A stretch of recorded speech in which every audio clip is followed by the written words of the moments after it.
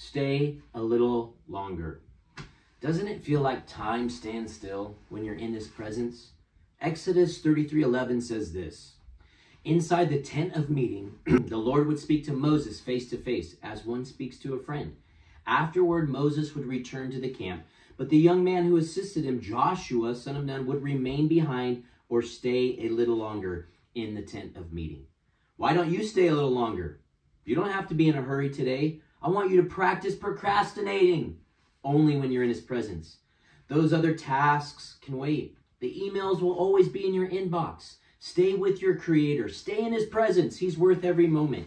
Today might require a little longer in God's presence. Exodus 33:10 says this, that when the people saw the cloud standing at the entrance of the tent, they would stand and bow down in front of their own tents.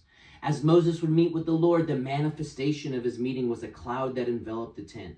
People would watch Moses have this holy moment, and their reaction was to bow down and get lost in the glory. As Moses would exit the tent, everyone would go back to business as usual, but Joshua would stay and wait before returning back to his routine. What if God is waiting to see what you do today? I want to give you permission to stay a little longer. Take a couple of overtime minutes and allow his presence to awaken his power, to equip you with holy boldness. The news, the messages, they can wait. Give him 5 more memorable moments of your time. Time wasted in his presence is not a waste. It's actually an investment into the heart of God. When you sow seed in his heart, it produces an abundance in your own heart.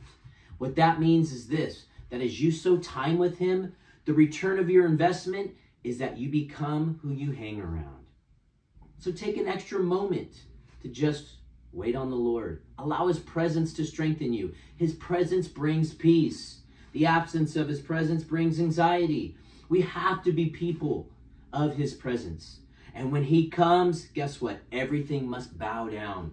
All your fear, your what-if scenarios, your concern for your children, all of it submits to him. Because he's the king, and nothing and no one is greater or even close to equal. Speaking of anxiety, I imagine the reason Joshua stayed in his presence was the weight of taking over the leadership of the nation. Joshua 1:9 says this, "This is my command, be strong and courageous. Do not be afraid or discouraged, for the Lord your God is with you wherever you go."